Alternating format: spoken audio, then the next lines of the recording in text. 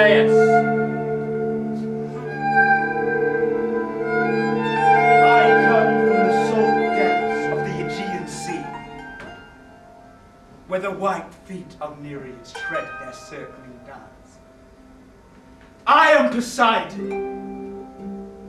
Troy and his people were my city.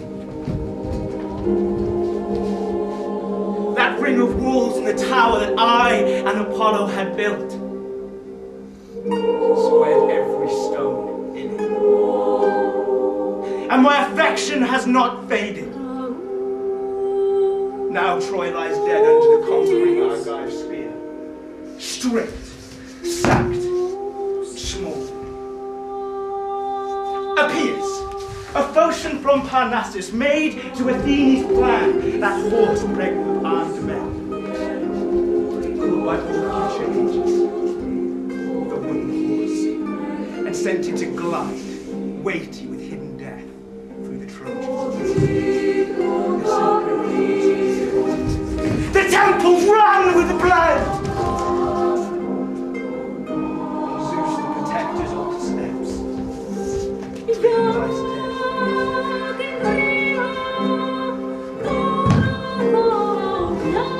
Measureless gold, and all the loot of Troy goes down to the Greek ships. And now they wait for a following wind to make land. After 10 long years with the sight of their wives and children, the men who sailed from Greece to attack and destroy this town.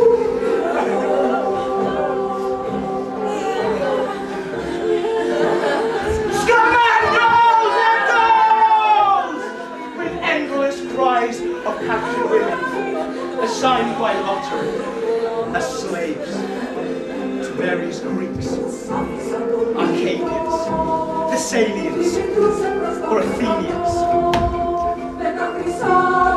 Those who are not yet allotted or in this house, reserved for the chiefs of the Greek army. With them, justly held as prisoner, is Tyndareus' daughter, Sparta. Hell.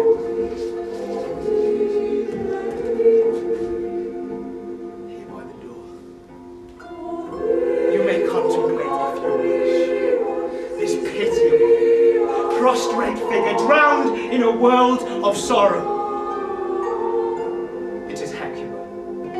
She does not know that her daughter died just now most pitiably. An offering slaughtered Achilles' grave. And her husband is dead. And so are her sons. Her daughter, the prophetess Cassandra, whom Apollo himself left virgin, will be taken by force and tempted to God, and all by his feet. By King Agamemnon as his concubine.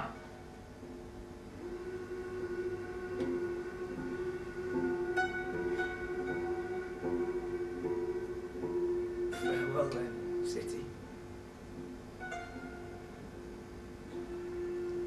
Superb masonry, farewell.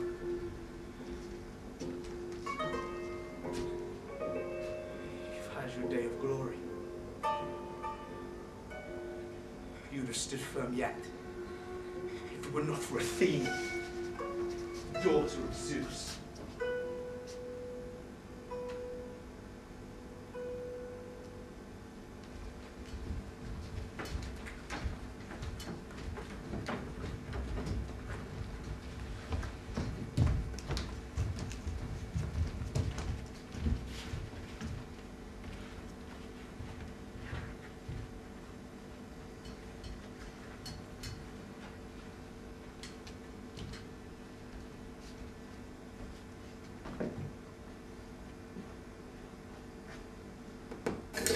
You are a great god, honoured by gods and my father's brother.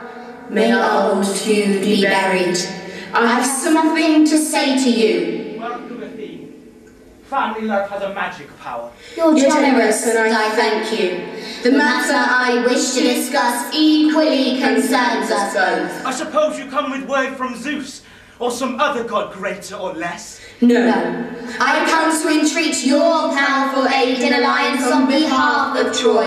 Yes, of this place. Have you renounced your hatred? Now she is blackened in fire. Do you pity First her? answer. Will you support me and join your will with mine? Of course. Tell me your mind. Is it Greece or Troy you are helping? I am disposed to favour the Trojans, whom I hated, and to make this homeward voyage disastrous for the Greeks. But why? Surely your change of affection is somewhat casual. Why this leaping at random between hate and love? You know of the insult offered my temple. Offered to me! When Ajax strike Cassandra from your sanctuary, I know. No punishment from the Greeks, not even a reprimand. Even after the decisive help you gave them in winning the war. Therefore I look to you to help me make them suffer. My powers await your wishes, Athene. What is your plan? I mean to make their homeward journey unfortunate. Before they embark, or on the open sea. At sea, when they are under sail from Troy, nearing their homes, Zeus will himself send rain in floods with incessant hail and black tornadoes. Give me his lightning fire to blast and burn the Achaean ships. Then do your part. Infuriate the Aegean with waves and whirlpools. Let floating corpses jostle thick down the Ionian Gulf, so that the Greeks may learn in future to respect my altars and show humility before the gods. Athene, the help you need shall be given without more words. Oh, I brought the whole Aegean. The shores of Mykonos, Skyros, Lemnos, the Caphyrian capes will gather the drowned by thousands. Now go back to Olympus, receive the lightning shafts from your father's hand, and watch for the Argive ships of war to spread sail for home. When a man who takes a city includes in the general destruction temples of the high gods and tombs that honor the dead, he is a fool. His own destruction follows him close.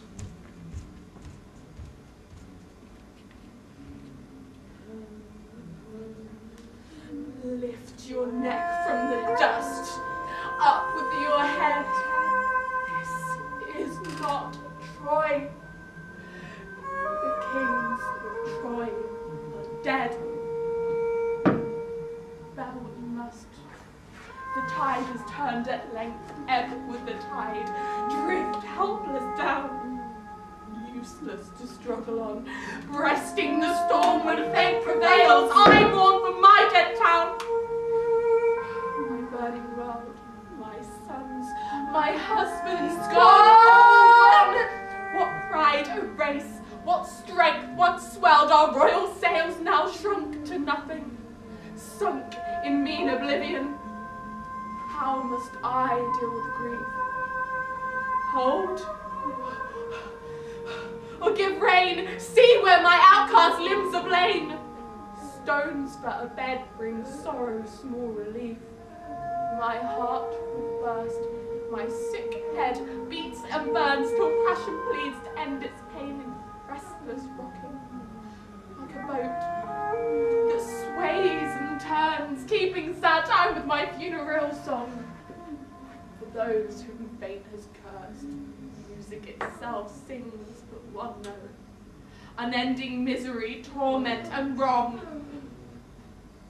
When the swift-winged Hellene ships, sailing from their landlocked ports, through the salt sea's purple glow, swooped on sacred Ilion.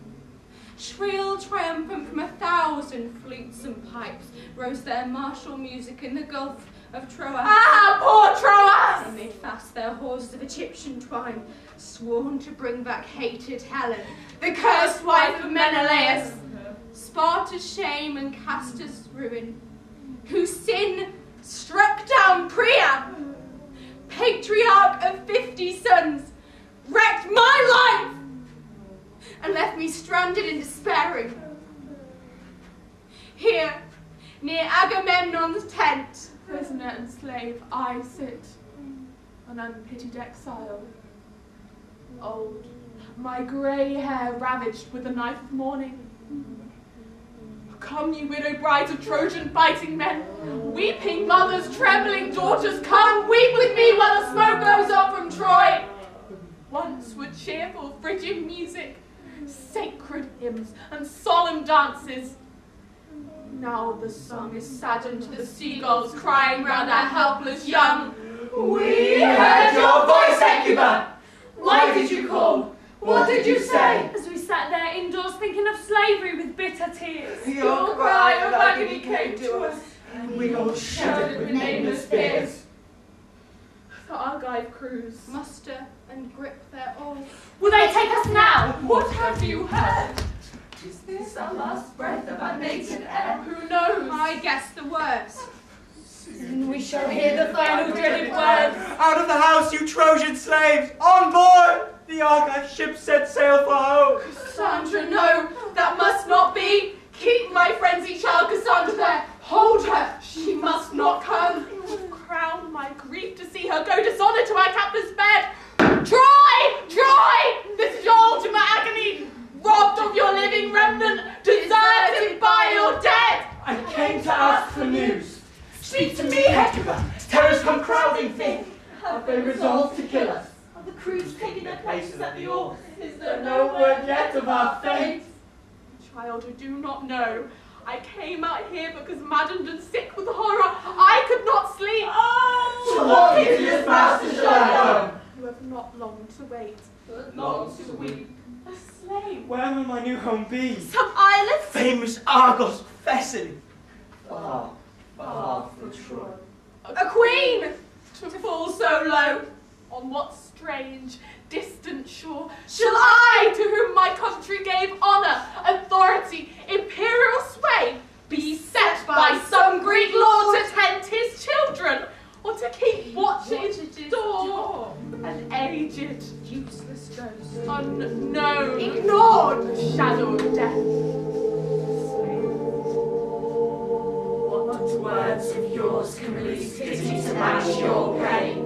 And I, Never again shall I sway to the shuttle song, weaving wool spun from a homebred fleece. Instead, one last look At the faces of my dead sons, They go to meet yet once. Or, maybe, to the bed of some lustful Greek. listen gods to my curse on the night that hides such wrong. This is my first breath to go to famous Athens. The streets are golden, so they tell, but not to Sparta, where the wild growth spurs. Not to hated heaven's cruel employ, menial to Menelaus, murderer of Troy. I've heard it told that above broad Peneius, enchanting fields, the green plinth of Olympus holds rich fruits and heavy harvest. There, after King Theseus' sacred death, my second choice would lie. They say the land of Etna, Where Hephaestus' forge clangs underground. Cities, mountains, towers high, far-reaching fame has crowned this land for people of heroic birth. There is a valley, yet again, lying nearest the Ionian Sea, where lovely of all rivers runs, there's my fertile juice. The gift of heaven, supply wealth and good living to its hardy sons. There is a home that I would choose. Look! The herald from the king's camp, hurrying here with urgent orders. What has been decided? What will be his message? Now our slavery begins. We are chattels of the Dorian state. Hecuba, my frequent journeys here to Troy, this handle of the Achaean army has made me known to you. I am Talthybius, lady, and I come with news. Dear friends, it has come. Women of Troy, the moment we have dreaded is now here. You have all now been allotted. If this is what you feared, What is our fate? Are we for Thessaly, or Phrygia, or the land of Cadmus? Each is assigned to a different man, not all to one. Tell us of our fortune. Which of Troy's women has a golden future? I know. But you must ask one question at a time. Then tell me of my poor daughter Cassandra. Whose share is she? King Agamemnon shows her as his special prize. A slave for his Spartan wife? Oh, miserable fate! No, for his own bed. She is to be his concubine. But she belongs to the bright-haired Apollo, a consecrated virgin set aside by him to live in single purity. She is God-possessed, but she has captured the king's heart. Cassandra, fling your temple keys away, strip off your vestments, tear your holy wreath! Is it not good fortune that she was chosen for the king's bed? And what of my other daughter whom you took from me last night? Is it Polyxena you were speaking of? It is. Has she been drawn for? Whose yoke does she bear? She's been made attendant at Achilles' tomb. Attendant at a tomb, my child! Talthybius is some kind of Greek tradition. Be happy for your daughter. All is well with her. What do you mean? Her fate is settled. She is free from suffering. And what has been decided with my daughter-in-law? Iron-hearted Hector's wife She Andromache. too was especially chosen by Achilles' son. And I, whose shaking hand leans on a stick, whose slave am I, grey-headed Hecuba. You were assigned to Odysseus, king of Ithaca. Odysseus. Odysseus.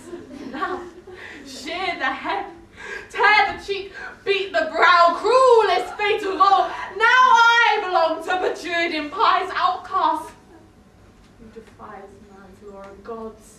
Monster of wickedness, whose tongue twists straight to crooked, truth to lies, friendship to hate, mocks right and honors wrong.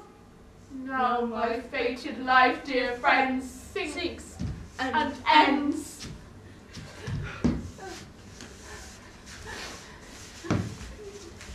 Mistress, you know your own fate now. But what of us? What great Lord holds our helpless future in his hands? Men, go inside and bring Cassandra out at once. First, I must hand her over to the general. Let's Distribute the other women according to the draw. Why? Look there! Spiked and now Resolve to burn himself to death. Rather than we take it back to our home. strange how intolerable the indignity of slavery is to those born free. Open the doors there! This may suit the But our generals will be annoyed and they'll blame me. No, there is no fire. It is my poor daughter Cassandra. Here she comes, possessed with prophecy. Raise the torch and flame the flame. Launch the walls of holy light. Worship the almighty Hymen, God of marriage. Agamemnon, master of my native flesh, king of Argos, take heaven's blessing falls on me and falls on you. Hear our cry of worship. God of marriage. Mother, since you crouch and cry, we are loud with grief for my dear dead city and my murdered father. I have brought them torches for my wedding night, leading lights and dancing flames in your honor, high God of hearts, Queen of darkness, send the gleam you love to lend to the ritual blessing of the wedded virgin. Dancers, come, loose your living being, wild with wine of ecstasy, glorify my father's happy fate. God Apollo, lead this holy ritual dance in your temple court, under your immortal laurel tree. I, your priestess, call on you. Hymen, mighty God, Hymen, here! Come and dance, further dance with me, charm the powers with lucky wine. Loudly chant your daughter's wedding song, while the while and turn in purest ecstasy. Maids of Troy, wear your brightest gown. Come and sing my wedding song. Hail the lover, love and fate appoint for me. Queen Hecuba! She's out of her mind! Do not control her! She would have danced him down to the Greek camp! Hephaestus! In our wedding you were torchbearer, but this torch-bearing is a hideous mockery of all that I once hoped for. Oh, my child, They've taken in war the plunder of a conquering Greek. Give me that torch to carry to sacrilege when you're raving. Women of Troy, taking these torches.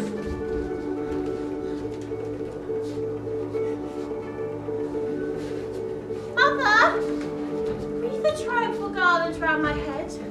I am to be married to a king, rejoice at it. As sure as Apollo is a prophet, Agamemnon, this famous king, shall find me a more fatal bride than Helen. I shall kill him and destroy his house in vengeance for my brothers and my father's death. But let that go. My song shall not tell of the axe which is to fall on my neck, and not only mine, nor of the agonies my marriage will beget when son shall murder mother, nor of the overthrow of the whole house of Atreus. Yes, there is a God possesses me, but this at least is truth untouched with madness. I will show you that this Troy of ours was more to be envied than those Greeks. They, for the sake of one woman and her unlawful love, unleashed the hunt for Helen and sent 10,000 men to death. The sage leader, to win what he most loathed, destroys what he most cherished, sacrificed the joys of home and his own child's life to his brother for a woman who was not plundered from him, but went willingly.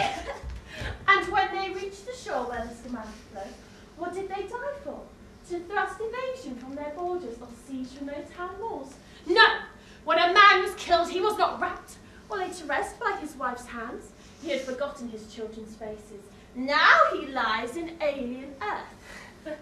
At home, things were as bad. Women died in widowhood, fathers sank to childless age, missing the sons they brought up. Hellas has much in truth to thank this expedition for. How different for the men of Troy, whose glory it was to die defending their own country.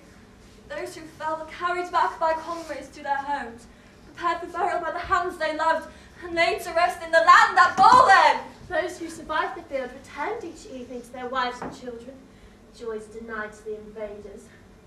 Even in Hector's death, mother, I can see more than sorrow. For he did not die till he had made himself a hero's name. And this came through the Greek invasion. Had they stayed at home, where would be Hector's glory? Indeed, to avoid war is a wise man's duty. Yet, if war comes, then a hero's death confers as much fame on his city as a coward brings infamy. Therefore, dear mother, you must not bewail our land, nor weep for my lost maidenhood. My bridal bed promises death to my worst enemy, and to yours. You speak of the extinction of your family with a bland smile, and as for your prophetic news, you have little truth to show for all this eloquence. Were it not that Apollo has unhinged your mind. Your ill-conceived words aimed at our commander, just as he set sails will reap their proper punishment. And yet, how strange that reputation and high place can prove itself no wiser than a common clown. Here's Agamemnon, son of Atreus, supreme head of a great Hellenic army, picks out this mad girl to fall in love with. Well, I'm a poor man, but I would not accept you as a wife on any terms. So, with your insults to Argos and your praise of Troy may go to the winds. Seeing as you're not in your right mind. Follow me to the ship. Our general's lovely bride. You two Hecuba. When Odysseus sends for you, go with him at once. You will be servant to Penelope, whom all the Greeks speak of as a virtuous woman. Servant! You hear this? Servant! He's a herald. What are heralds those that creatures universally loathe?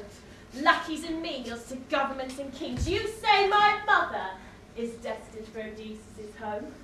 What then of Apollo's oracle spelt out to me that she shall die here?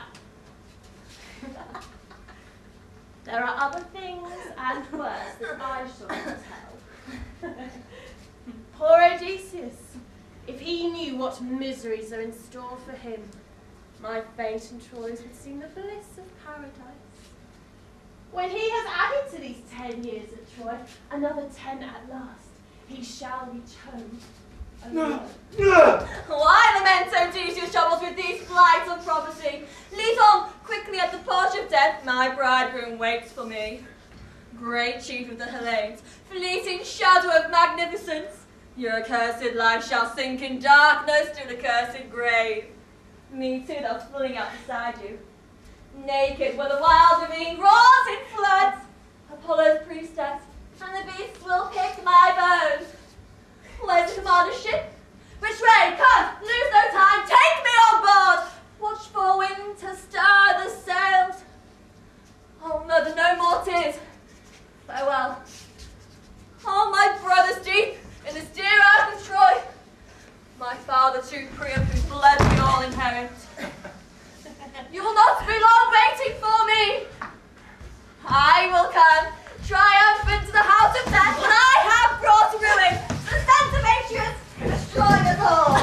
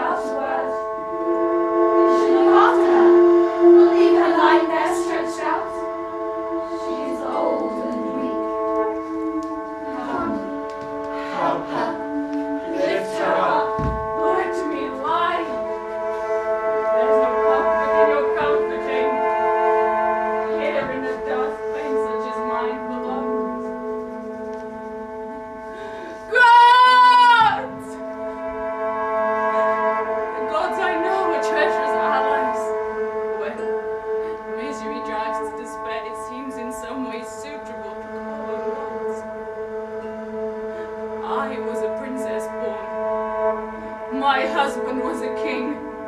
The sons I bore were heroes to a man, not cast in the common mold, but manliest to the Phrygian race.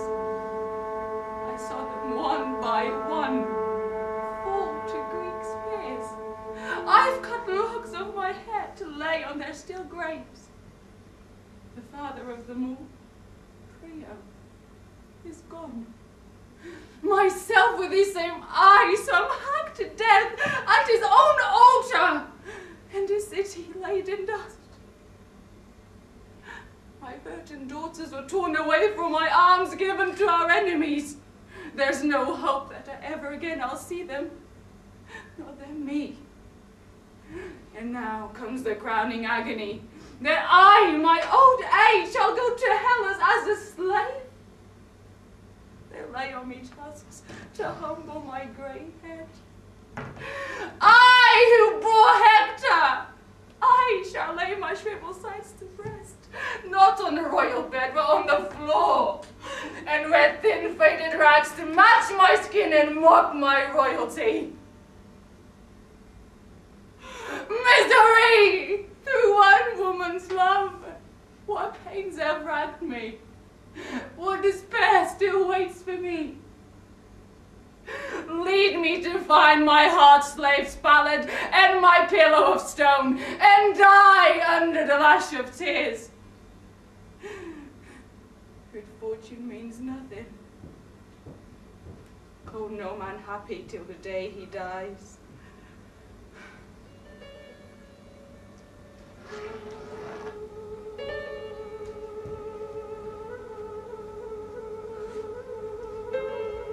Come, muse, in tears, begin. And sing strange dirges over Ilium's grave. Now, loud and clear, the story shall be told of that wheeled horse that brought the Argives in. Made Troy a ruin. Me a slave. On towering legs. Bridled with gold. Stuffed with swords that run to the sky. They left it near our city's gates. Up to the Trojan rock we rushed and stood shouting, The war is over! Come, bring in the wooden horse for an offering to the daughter of And then what girl would stay behind? When even the old men left their chairs, and with laughing and singing, all laid hold of that hidden death that had marked them down. The nation of Troy streamed from the town, and Priam himself went with them. To honor the virgin Pallas, driver of heaven's immortal horses. And offer to her this gleaming monster of mountain pine, That hid the waiting swords of Greece. hauling on cables of flaxen twine. Like a ship's dark hulk, they drew it along and up the hill to the temple rising white, And placed their gift on the holy floor of Pallas, Where the slaughter of Troy began. over the happy weariness fell the shadow of night. Then Libyan flutes rang out, and the old tunes were playing. And our hearts were joined in singing and music and dancing feet. Through the dark of Paris, one flare still left alight, flickered on the sleeping faces its dim gleam of fire. When over the street of the central city, a shriek of death rose like a rhythm drum. And trembling children clutched at their mother's skirts. And war went forth from his secret lair. Men sank in blood while their dead hand clasped the altars. The head, half raised from the pillow, defenseless, rolled from the severed neck. Beside the dead, victim planted the seed of the son of the heavens.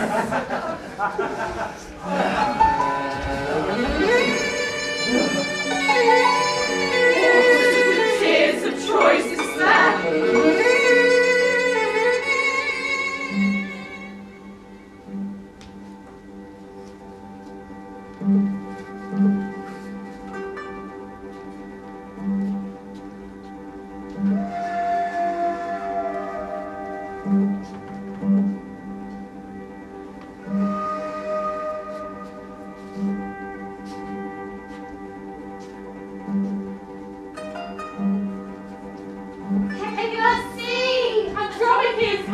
And Hector's son of Stynax is with her! Where are they taking you, sad Andromache? And beside you Hector's shield of bronze.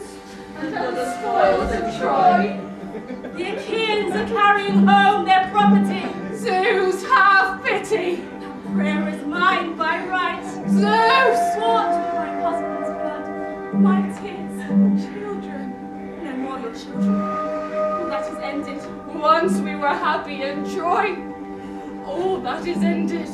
Ended. My noble children, They are gone. gone, and my home, my lovely city, Gone. now smoke and ashes.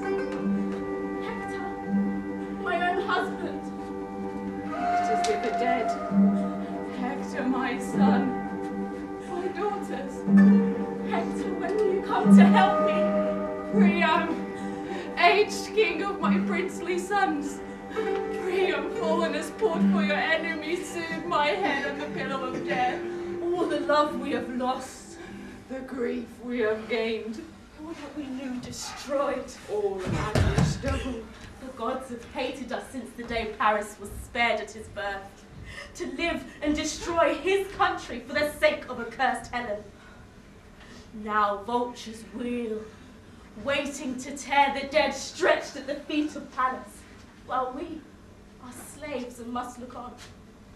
City, dead, deserted, I weep for you. Oh, where my babes unborn, this is your end. You will not weep. City lost, children lost, all lost. In times of sorrow, 'tis a comfort to lament, To shed tears and to find music that will voice our grief. Do you see this shield of bronze? 'Tis your son Hector's. He, with his spear, killed more Greeks than any other man. I see other high gods dispose this world. I see them being exalted to the sky, the great brought low. I and my son are carried off as spoils of war. Royalty is enslaved, the world turned upside down. Just now I saw Cassandra dragged away by force. Poor girl. Poor child. To meet a second eye is like the first. But listen, there's more bitterness for you. There's always more. My suffering has no limit, none. And each new misery outdoes what went before. Polyxena is dead. They sacrifice her to King and offer him to a lifeless corpse. That is what Talthybius meant by his evasive answers. I saw her there myself, wrapped a robe around her body and paid my due of sin. For sacrilegious murder, my dear Polyxena. How terrible to die like this. It's over now. Yes, it was terrible, and yet, being dead, she is more fortunate than I, who live. Not so, my daughter. Death and life are not the same. Death is extinction. But in life there is still hope. Hecuba, you are my mother as you are hers. Let me comfort your heart with welcome truth. To be dead is the same to us never to be born, and better far than living on in wretchedness. But one who falls from happiness to unhappiness wanders bewildered in a strange and hostile world. For Polyxena, it's as though she had not been born. No. In death she recalls none of her past sufferings. For me it is different. I made high repute my aim, achieved it, and now I forfeit all that I achieved. As Hector's wife, I strictly set myself to attain all womanly perfections, every sober grace. I renounced restlessness. I stayed in my own home, refused to open the door to the fashionable chat of the other wives. I kept before my husband a quiet tongue, a modest eye. I knew in what matters it was for me to rule, and where in turn I should yield him authority. It seems reports of me reached the Greek camp, and this was my undoing. When I was taken, Achilles' son asked for me as his wife. And so I shall live a slave in the very house of the man who struck my husband dead. If I put from me my dear Hector's memory, and accept my new husband with an open heart, I prove a traitor to the dead. But if I should hate this man, I should be hateful to my own master. How I despise the woman who in a strange bed turns against the man she knew and loves another. Dear Hector, you had all I looked for in a man. All in abundance, wisdom, birth, wealth, manliness. My maiden flesh was first and only yours, and now you're dead, and I, a prize of war, must sail to slavery in Hellas. Hecuba, you weep for dead Polyxena. Is not her fate less hard than what I have to bear? I cannot cheat myself with sweet delusions of some future happiness. Your suffering is the same as ours. Your bitter words teach us to sound the depths of our own misery. My dear daughter, cease mourning now for Hector. All your tears cannot help him. And honor your new master. Win his love by your own sweetness and worth.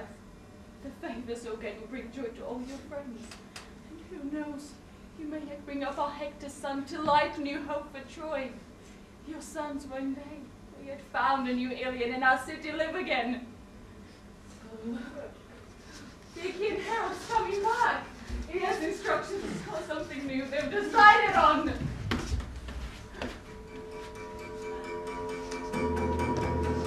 Andromache, thou widow of Troy's once greatest man, do not hate me. I speak these words reluctantly. The Greeks and their two generals have sent me to convey Your words sound heaven foreboding. What is it? their joint decision that your son, how can I say? We are assigned to different masters. Is it this? No! No Achaean will ever be your son's master. What? Must he stay here, the sole remnant of our city? My news is bad. I don't know how to find the words. You should show some scruple if you bring no joy. Then know the worst.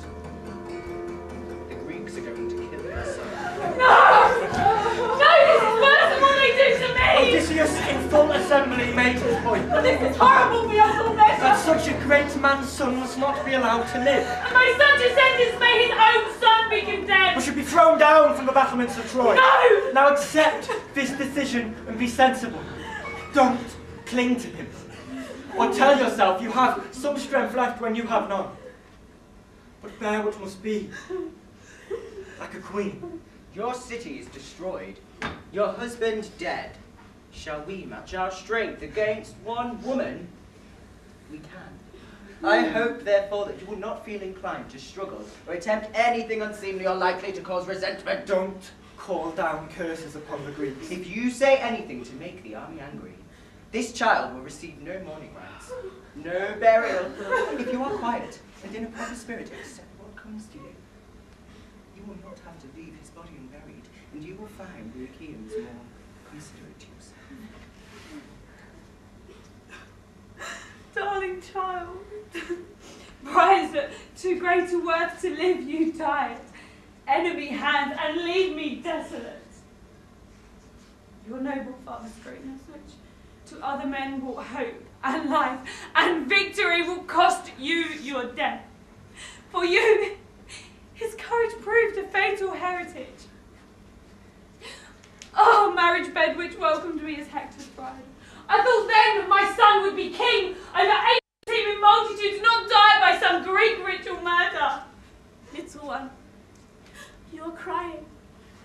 Do you understand? You tug to my dress, cling to my finger, nesting like a bird under its mother's wing. No Hector will come to save your life now. Rise from the grave, gripping his famous spear. You must leap from that sickening height and fall and break your neck and yield your breath with none to pity you. Dear child, so precious in my arms, oh, the sweet smell of your skin.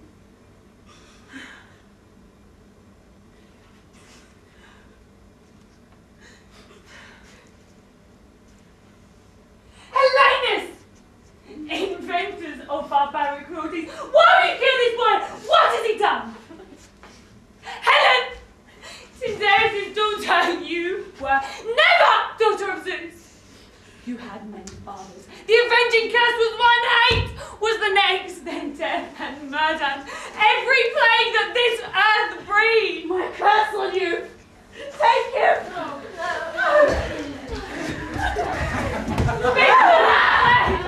Throw him! Carry out your decree! I am powerless to save my child. Pray God to destroying us! I go to my princely bed and leave behind me my dead child. Oh, miserable Troy!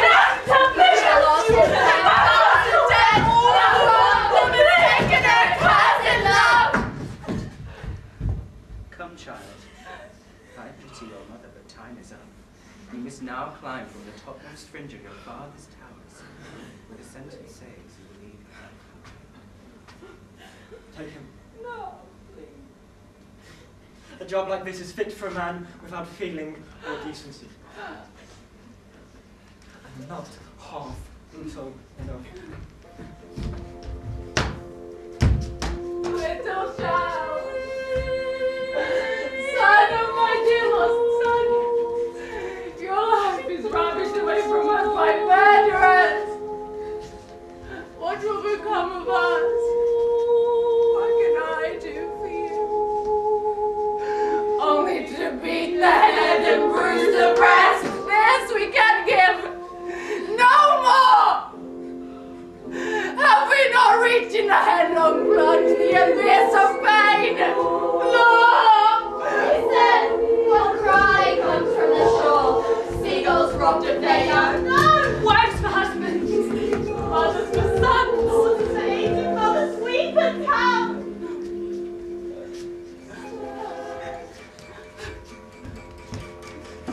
Oh, how gloriously the sun shines on this happy day! Today, I shall lay hands on Helen, my wife. I am Menelaus, the man who has endured this 10 years' toil with the help of the Greek army. Yes, I came here not so much for her sake, as people think, but but rather to find the man who entered my house as a guest, deceived me, and then stole my wife. That man, the gods be praised, has paid for it. So has his city, laid in ruin by the Greek army. I am here now to fetch home this Spartan woman, once my wife. Even to speak her name I find distasteful. She is here, held captive with all the other women taken prisoner in Troy. The men whose years of fighting captured her at last gave her to me to kill or not kill if I should choose instead to take her back to Argive territory. And I've chosen not to carry out sentence here, but take her back to Hellas, and there see that she pays with her blood for all my friends that died in Troy. What are you waiting for? Get in and fetch her here! Drag her out by the hair! Bloodthirsty murderess! Then all we need is a fair wind and we'll have her home! Great Zeus, whoever thou art, mysterious and unknown, be thou human intelligence or natural law, I praise thee. For thou movest on a noiseless path and guidest all the affairs of men to their just end. That's a new kind of prayer to heaven. What does it mean? I applaud you, Menelaus, if you will kill your wife, but to avoid seeing her. She'll take prisoner your tender heart. She captures men's eyes, destroys cities, burns houses to the ground. Still potent are her spells. Menelaus, is this beginning mean to frighten me? Your men seize me and hurry me out here by force. I know you hate me, but I wish to ask, what sentence have you and the Greeks passed on my life? Oh, there was no question in your case. The entire army of Greece gave you to me, whom you had wronged. Here. Have I permission to reply to that sentence and plead that it would be unjust to take my life? I've come to kill you, not bandy arguments! Let her speak, Menelaus. She must not die without a hearing. And let me undertake in turn to speak against her. Of the mischief she made in Troy you know nothing. The whole indictment once complete will ensure her death.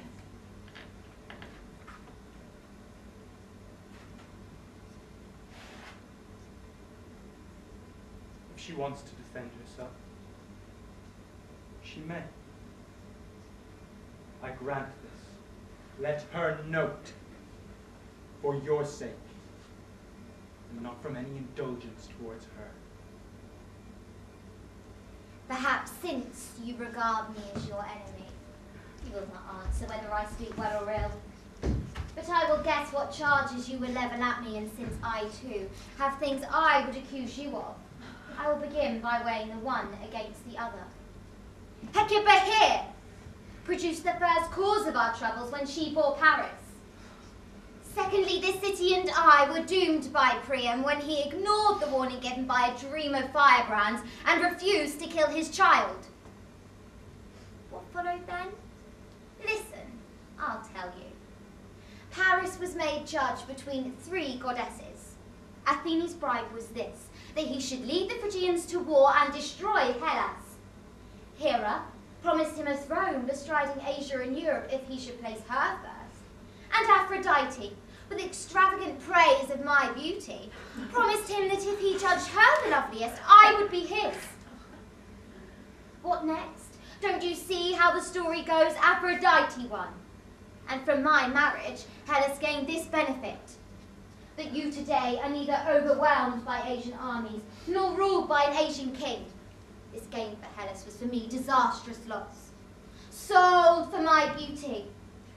I endure vile calumny from those who should have placed a crown upon my head. You'll say I've not yet answered the main point. How I came forth to set secret from your house. It was a goddess of invincible power that came with Hecuba's evil genius, Paris.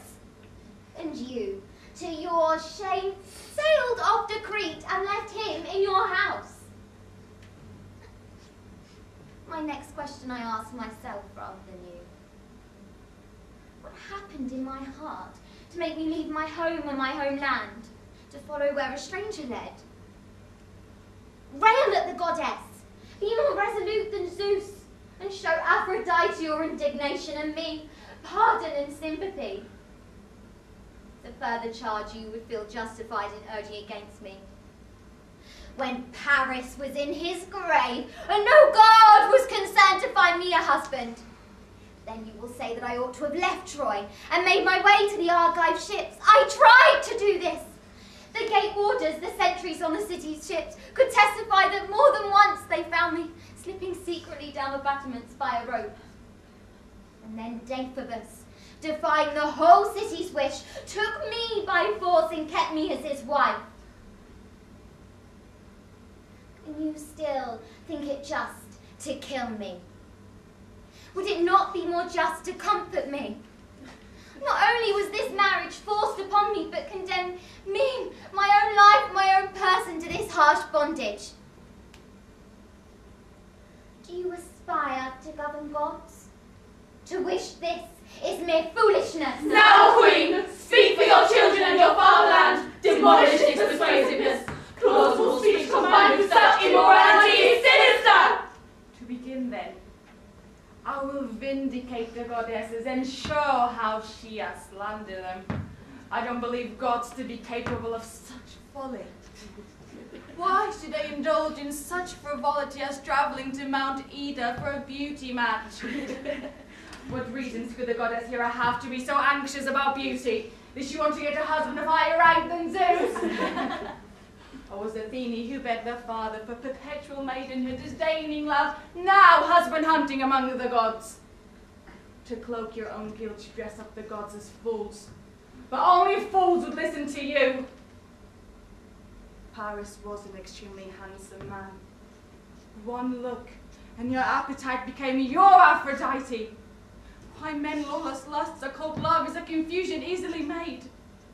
You saw him in his gorgeous robes, glittering with oriental gold, and you went mad. Once clear parts of Troy would be a fountain flowing with gold you hoped for you to spend. The palace of Menelaus was too confined to spit to give full scope to your luxurious insolence. Well now, you say my son abducted you by force? Was Spartan noble heard you call for help? What sort of outcry did you raise? The Argives on your track, and shields and spears were locked in battle when you heard of a Greek victory. At once you praised Menelaus to remind my son of his great rival and gall his heart. And then this tale of slipping away by ropes let down from the battlements, of being kept here against your will. I'd like to ask, when were you found fitting a noose to your neck or sharpening a dagger? That would be the obvious course of a woman of breeding if she pined for a first husband. In fact, I urge you to get out of Troy. My sons, I told you, could find other women to love. Go on, I said. I'll help you escape to the Greek ships and end the war for them as well as us. But no, the proposal did not please you, for in Paris's house you could create haughtily. You'd like to see the Phrygians kneeling before you in flattered your pride. And now, to crown all, you've come out here, beautifully dressed. You have the loathsome impudence to lift your eyes to the same sky as your husband. If you had any sense of what you've been guilty of in the past, you would have come crawling, shivering. You're dressed in rags, your hair clipped to the scalp to show some penitence. Menelaus, this is my last word. Be worthy of yourself and set the crown of Helen's victory. Kill Helen and establish in all lands this law that every wife unfaithful to her husband dies! Punish your wife, Menelaus, in a manner worthy both of the house of Atreus and of your ancestors! Your verdict tallies exactly with my own. She left my house willingly for a lover's bed. The talk of Aphrodite is mere invention and pretense. Get out of my sight!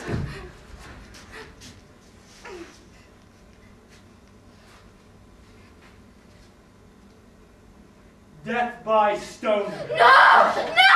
It's too short for the long-drawn sufferings of the Greeks. But at least it will teach you not to bring disgrace on me. No! No! The God sent this upon me. Do not take my life for this misdoing, but forgive. Think of your fellow soldiers, Menelaus. I beg you not to fail them or their children now. Speak no more, Hecuba. I pay no heed to her. She shall sail back to Sparta. Men, put her on board. Menelaus, Why not? Is she heavier than she used to be? I love her once. I love her always.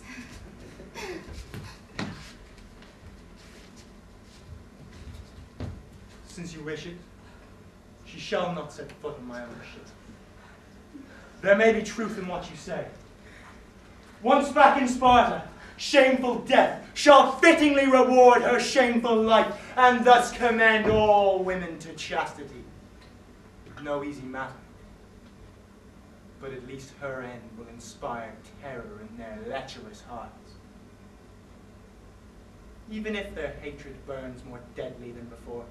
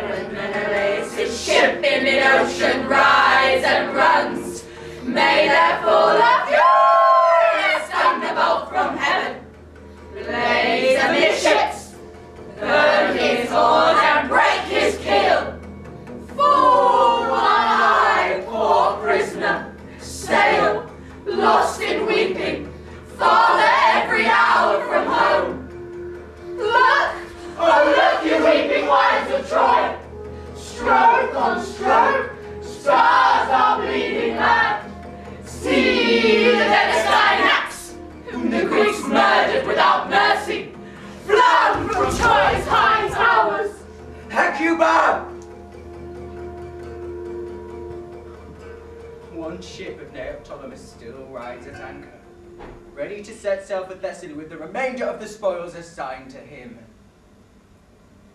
He had no wish to linger. He at once set sail and took with him Andromache. She, as the ship left harbour, wailed aloud for Troy and called on Hector's grave. She brought tears to my eyes.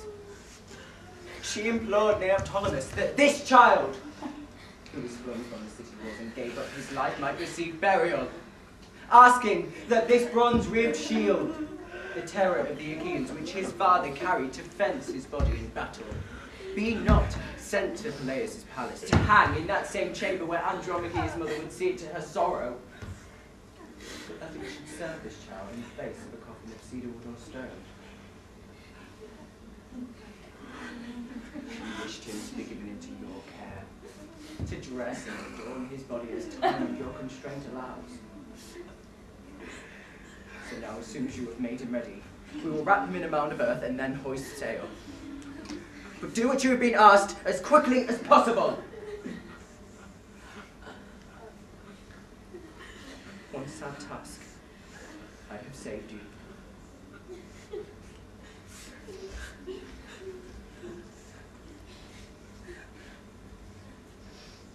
As we came along that this command, I bathed his body in running stream and cooled his wounds.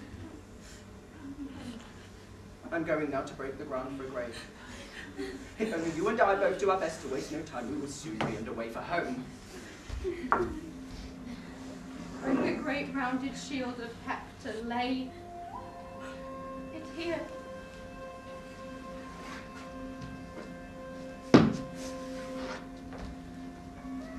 You, Achaeans, are fine fighters. But where is your pride? Did you so dread this young boy, you must invent a new death for him? Did you fear he would one day raise Troy from the dust? When Hector held the field with thousands fighting at his side, even then, we fell before your swords. Today, Troy a ruined heap and every Trojan dead. Did you so shake with fear before this babe? Are you not cowards? My dearest child, there is deep bitterness in your death. If you'd fallen in battle for your city, knowing your manhood strength, love, sweetness, and godlike pride of royalty, then if blessing can be in this world, you'll be blessed. Poor little head, your soft curls were a garden where your mother planted kisses. Oh, how cruelly they were shorn by your own God-built bastions.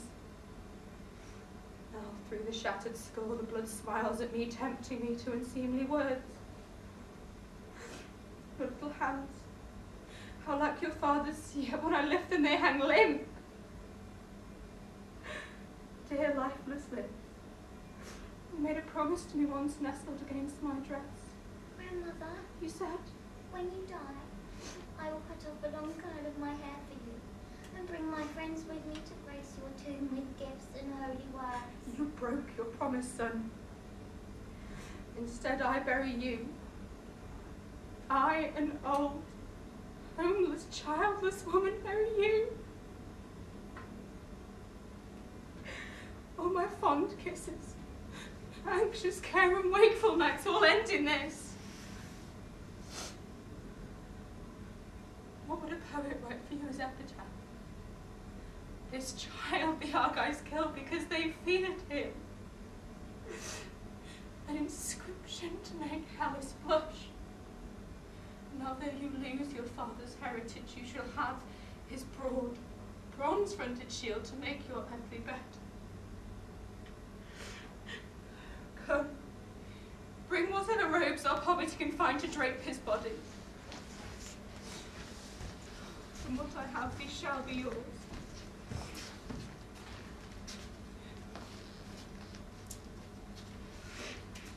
We have wooden robes taken from our treasure. Wrap them in these. Dignify the buried. Dearest child, your father's mother lays on you these gifts. Not the prize of chariot race or archery, but these gifts are a remnant of what once was yours, now robbed from you by Helen, whom the gods abhor, who took your life and laid your father's house in dust. Yesterday so great a prince, now a sight to break my heart. If Fastwell knew the Phrygian splendour of this robe you should have worn for your wedding, to lead home the royalest bride in Asia.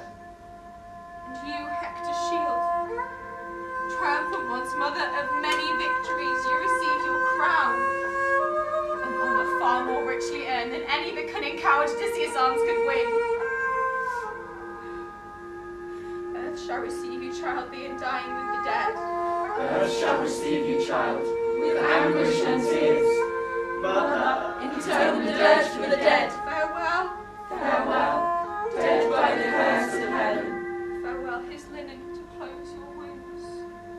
This wound I'll heal, and this. Oh, pitiful healer, having skill but not the effect of healing. All your other hurts your father's hand shall care for in the home of death. Beat the breast and bruise the head. Let the hand be merciless. Oh, my dearest friends, I see the cold abyss of truth. Take courage, Hecuba. Speak. What will you say to us? All through the years, the The gods have but one end in mind. No other destiny than this for me and Troy. The one city they chose for their especial hate. Our sacrifices and our prayers have all been vain. Go now lay him in his pitiful grave. He has his burial robes and garlands, they're all he needs.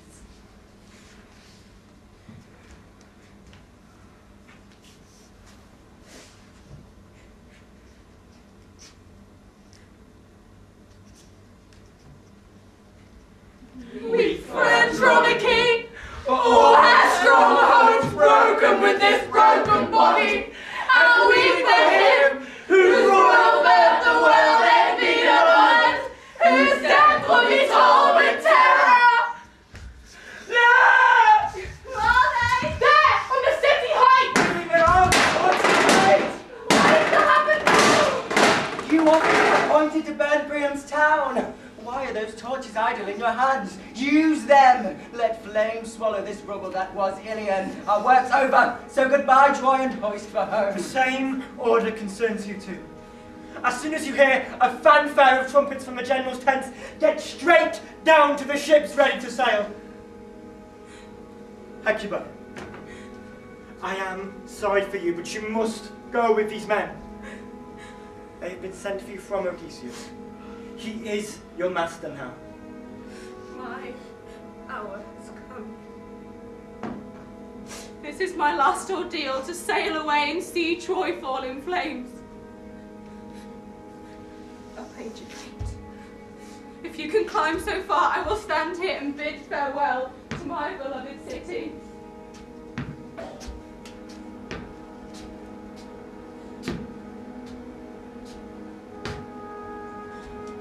Troy!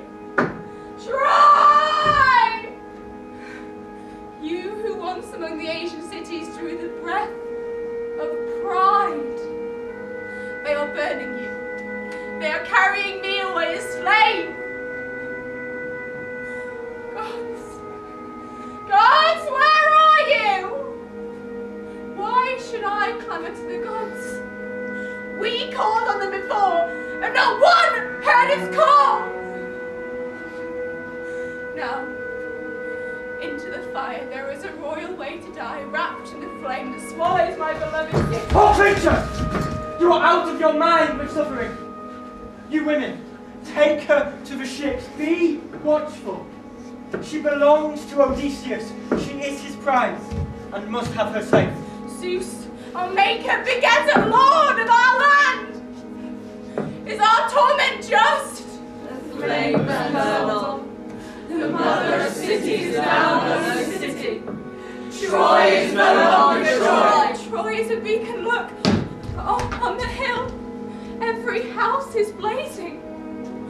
Along the crest of the ramparts, over the roofs, the fire rushes and roars in the wake of the spear. Troy in her fearful fall has faded. Vanished at the breath of war. Has smoke at the beating of wings.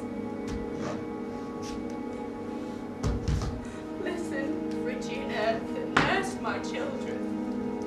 Listen, my sons, you know your mother's voice. No more prayers to the gods. Call on the dead in a ghostly chant. I call on the dead. I who am near to death, stretched on the soil, my hands beating the ground. We will kneel at your sides. Call on our dear lost dead below.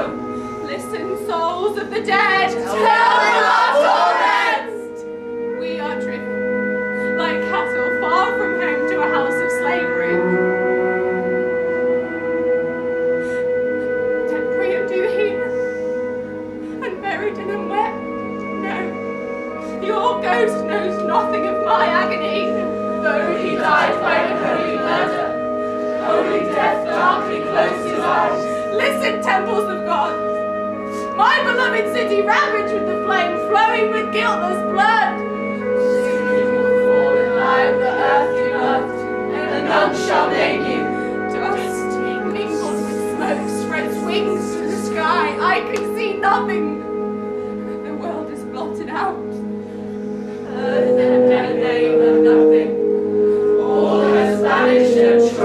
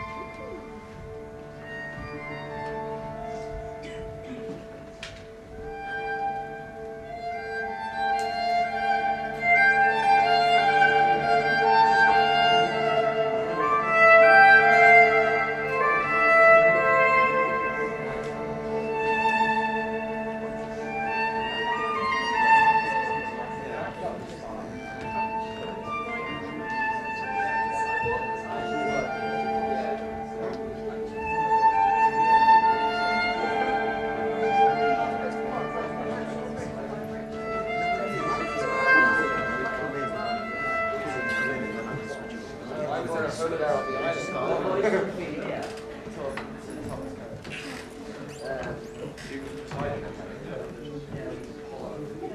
He was at the beginning.